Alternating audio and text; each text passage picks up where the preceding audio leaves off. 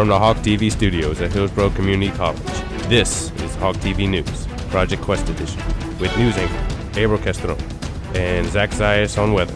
Reporters Michael Tapuni, Brenda Everett, Brian Butler, and Peter Moran. And now, here's your local news.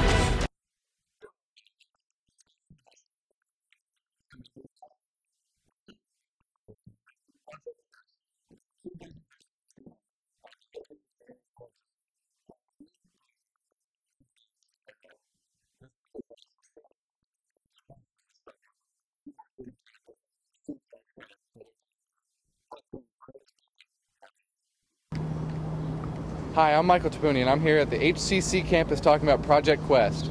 Over the summer, 23 students, including myself, have been enrolled in the program to earn 6 college credits and help them get a jump start on our education. 23 rising high school seniors from all over Tampa Bay come together every year at HCC to get the college experience. For the last 3 weeks, we've been able to experience college life through this program offered to us through our high schools. Our Hawk TV crew went to go talk to HCC Dean Jack Evans, who's overseen the Quest program for more than a decade. The school year, I think the Quest program was to be able to target students that had some sort of disability, whether it was a learning disability or physical disability, that we would give them the same opportunity. Our class schedule this summer? RTV 2300 Broadcast News and this College Success class. And once students enter the classroom, they are no longer considered high school students. And, this is a great opportunity, and that, we get textbooks for free, and not necessarily every student gets the opportunity to say, yeah, I got, to start college, when I'm 17 years old. Project Quest supervisor Deb Davis talked to us about what the program means to her. My hope is a lot. My hope is 1, college credit, successful college credit, 2, experiences like you're having right now here on campus, and 3, developing relationships on a community campus, dealing with everybody from counselors to the dean to instructors to other students. Obviously, I thought it was going to be hard and kind of scary. I got really, really nervous and didn't want to try it at first. But now it's just so much fun, and I love it. I actually am making my best friend jealous because how much I talk about it and how much fun I'm having. 3 weeks at HCC fly by, and we've learned a lot. It's an experience not many high school students get the chance to take advantage of. Thanks to our college instructors and staff at HCC, we can now say we are college educated, even before we are 18. How does the program make you feel? I actually really enjoy it. I've made a lot of good friends. And meeting new people, learning that we're all very similar in the things we like and dislike, and we all kind of learn in a very similar way. In Ybor City, Michael Tapuni, Hawk TV News.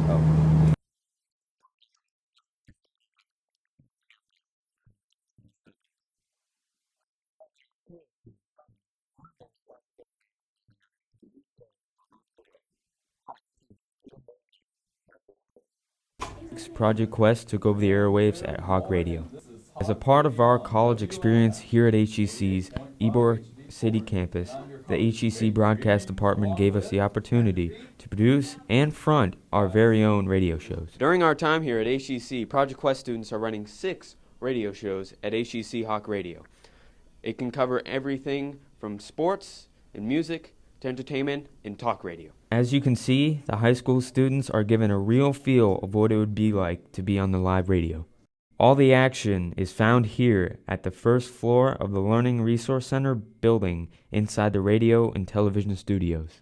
Carlos Rodriguez is the main guy that runs the radio show. He helped us with what we can say and do when we are live on air. I get a chance to mold young minds and maybe even get them interested in radio or television. We also interviewed Miss Deb Davis from the Hillsborough County School District. She is the supervisor of curriculum and of instruction transition. It would offer hands-on opportunities, and hopefully that our high school students would be interested in. Davis explains how this program is helping students discover possible careers in the radio industry. Is the opportunity to explore different careers that they might not have known about in the broadcasting field. To me, it just offers an open door for them to explore further. Last summer, Quest students studied criminology at HCC. We asked why the Quest organizers decided to switch radio and broadcasting this year. We try to switch it up from year to year, offering different courses, and therefore it doesn't create a repeat. In any event, we had a blast. You can listen to podcasts of our radio show on www.hawkradio.com. On the main page, click on shows and just look for Quest in Ybor City. This is Peter Moran, Hawk TV News.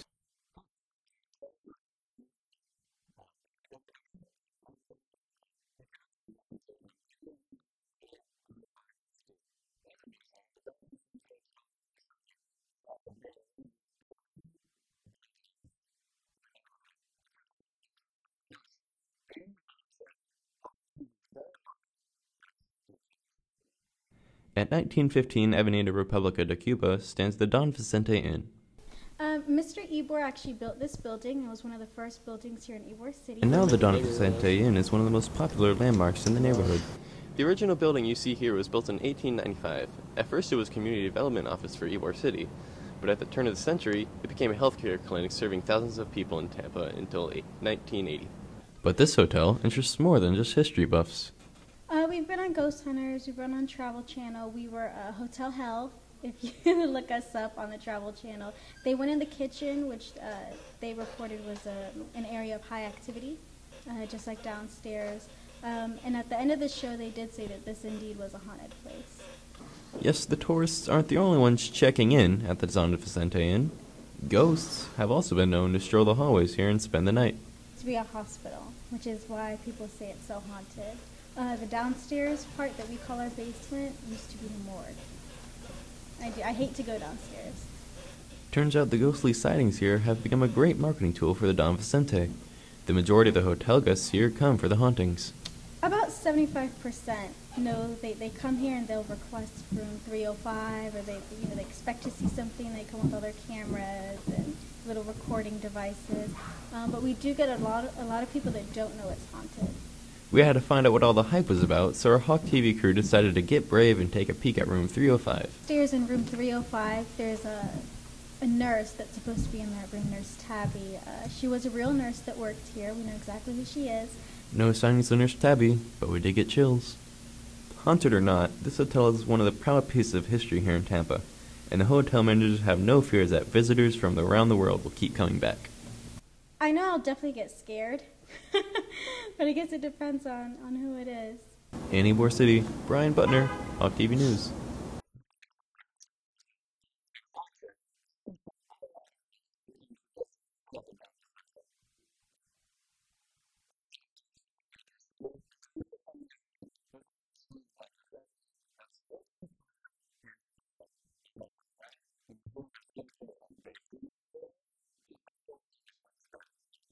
There's a gym hidden in Ybor City located on 9th Avenue where the history of the Ybor City can be discovered. The Ybor City Museum State Park was started really as a community effort.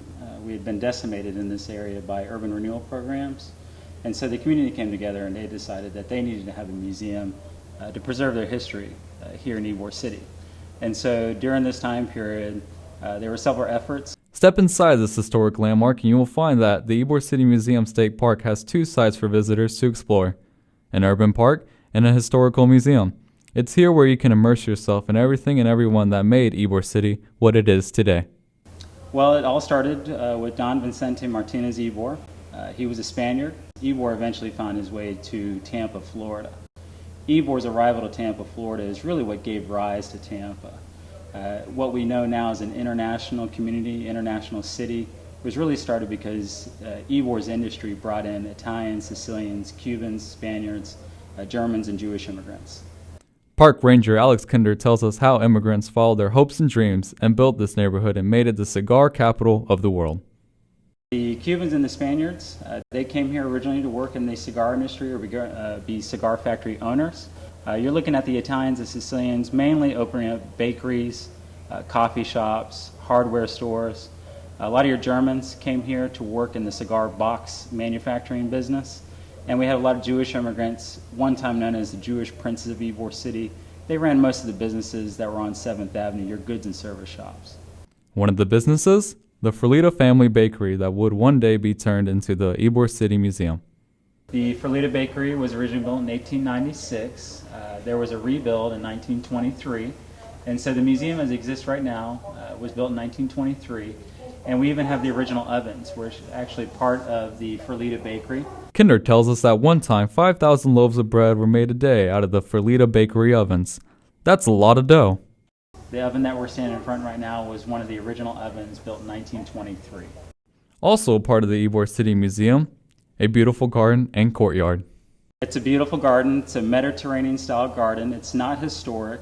So originally we actually had homes that were one time in the garden area. It is now being used for events. Obviously, visitors that come to the museum on a daily basis can enjoy it. They can relax out there, have lunch, play dominoes, play checkers. We use it during our school program so that kids can basically participate in our program called Play in the Park. We also do a lot of weddings there. On average, about 40 to 50 weddings a year are held out in the garden. But you haven't seen it all at the Ybor City Museum unless you stop by these little houses, the casitas. The casitas were actually moved onto the property. They are historic structures, though, ranging from 1895 to 1910. They are original cigar factory workers' houses that were brought in, and one of them has been kept to appear as it did back in 1895. And it's one of the ways we can let visitors see part of the history here in Ybor City. These days, it's mostly tourists and school children that stop by and visit the Ybor City Museum. We're always trying to look at ways that we can offer programs to a more diverse community that we have in Ybor City. About 10,000 school kids visit the museum throughout the year. It's a program that we're very happy to promote. And so the scavenger hunt is a new way that we can offer some interest into the museum for different age groups. And so what we'll do is we'll actually have small photos, part of Ybor history spread throughout the museum. The scavenger hunt will ask children then to look at different areas throughout the museum, hopefully inspiring their interest in our larger history. The Ybor City Museum is one of only 2 national landmark districts in Florida, a legacy worth preserving for many generations to come.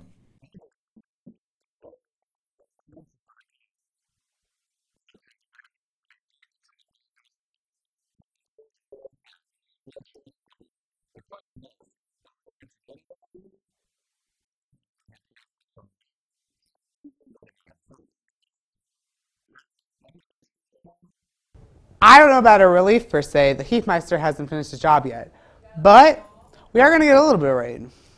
Today we have a high of 87 and a low of 75 and a 60% chance of rain. So you'll get some moisture in there and a little bit of rain, but it's going to be hot. And then Friday we have a high of 88 and a low of 76 and a 60% chance of rain. So again, it's going to be hot, but there'll be some rain in there, but it's going to be hot. And then on Saturday, we have a high of 88 and a low of 77 and a 50% chance of rain. So it can go either way. Heat with a little bit of rain or heat with no rain. And then on Sunday, it's the same thing. 50% chance of rain, heat with no rain or rain with the heat. And there's a high of 87 and a low of 77. And then on Monday, we have a high of 88 and a low of 77 and a 40% chance of rain. So there'll be a little rain in there, some drizzles. And then on Tuesday, we have a high of 90 and a low of 78 and a 30% chance of rain. So don't expect too much rain on Tuesday. So with all this heat, it's surely the right time of year to look for some indoor activities. How about looking for things to do around the house that you can upcycle? You've heard the saying, one person's trash is another person's treasure. Well, one type of business is definitely finding a way to make good use out of things that many of us will just toss in the trash. No, we're not talking about recycling. We're talking about upcycling. I recently went out with my fellow Hawk TV colleagues to see what this whole upcycling is all about. Welcome to Tampa Upcycle, a creative and unique place where people can broaden their artistic spectrum through upcycling. Upcycling is actually the opposite of recycling. Recycling, you're taking a material, whatever it is that you have, say it's a aluminum can, and you're going to break it down into lesser value. Upcycling would be taking that aluminum can and making it into something of greater value, jewelry or something like that, where you're increasing the value of the item instead of decreasing it. Just walk inside the store located inside the Roosevelt on North 15th Street, and you will see how creative you can get with upcycling. The Ybor City shop has everything from vintage button art to kitschy clothes accessories to necktie wallets, all created by upcycling. The owner, Megan, got the idea from a Midwestern businesswoman. Well, there's a woman in St. Louis, her name's Autumn Wiggins, and she started the Upcycle Exchange about 2.5 years ago, I believe. And I'm a sister store of hers. We have pretty much the same concept, and she knew that her business model worked really well, and she wanted other people to open stores throughout the country. I am the second one to have opened. I think we've got probably 6 or 7 of them now throughout the country. Now, upcycle enthusiasts in Tampa Bay can jump in and create. Tampa Upcycle has all kinds of donated supplies and materials to do it. That idea there, the pay-as-you-wish, is probably almost known even more than Tampa Upcycle itself, just because you can't do that in any other place in Tampa. So the idea of upcycle and the pricing model are both pretty rare and unique. Upcyclers who come here can take any object, whether it's an old curtain or an old trophy, and turn it into a dress or a lamp. You can call it homemade with a stylish twist. The idea of having pay-as-you-wish pricing, that's something very unique to Tampa Upcycle. Where you can choose, you can come into the store with an idea in mind of how much you'd like to pay and then go from there, or we can give you suggested prices based on what it is that you're purchasing, based on what other people have paid for the same type of material.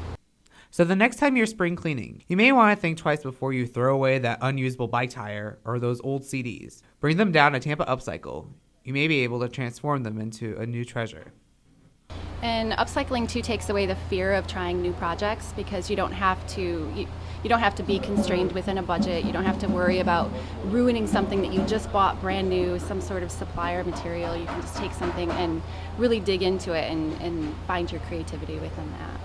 In Tampa, Zach Zayas, Hawk TV News.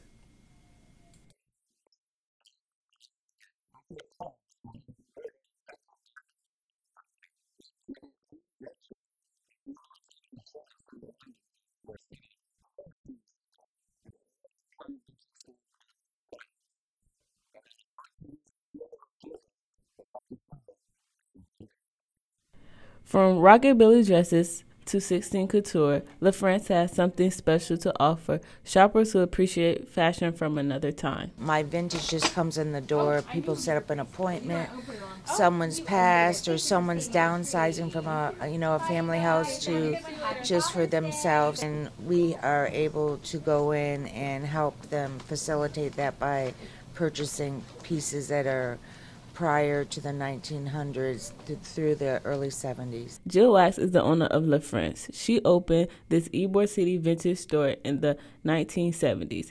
Wax says La France began as a cotton store and then expanded into the store it is today, Retro Chic. I started with a store across the street where I did 100% cottons, little hand embroidered stuff. I patched jeans and everything. It was a real tiny petite space right across where the tattoo people are now, and I really couldn't make a living on it because you bought it at a certain price point and then you would double it so you could compete with other vendors with the same product.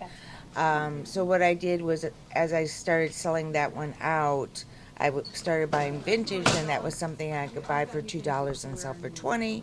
So there was a good markup that I could then pay my bills and everything, meanwhile working a second job all the time. And as you can see, La France is not about all clothes. They have a unique variety of different kind of custom jewelry, and they have purses, hair pieces, and coasters. Everybody needs a coaster. But La France has a lot of stuff to offer, and it's very pretty to walk around and look. And vintage shoppers love it. They know they can always come to La France to find treasure from back in the day. Well, I would say there's two things. One would have to be a necklace we have that's a choker from, we think it's from the late 1700s, and it's made of lava rock cameos, and they're all different sizes and hand carved. And then everything I buy. So, because I have, I guess, a darker fashion sense. So anything with skulls, spiders, Frankenstein. Over the years, La France has offered a variety of vintage fashion events. The store travels locally as well as nationwide to market their products. in general, yeah, we do probably about 5 or 6 fashion shows a year. Some here in Ybor, some in different parts of the Tampa Bay area. Is actually, do you mind if I show you? Sure. Ah, it's over here. It's pretty good. It's a saloon-style high-low.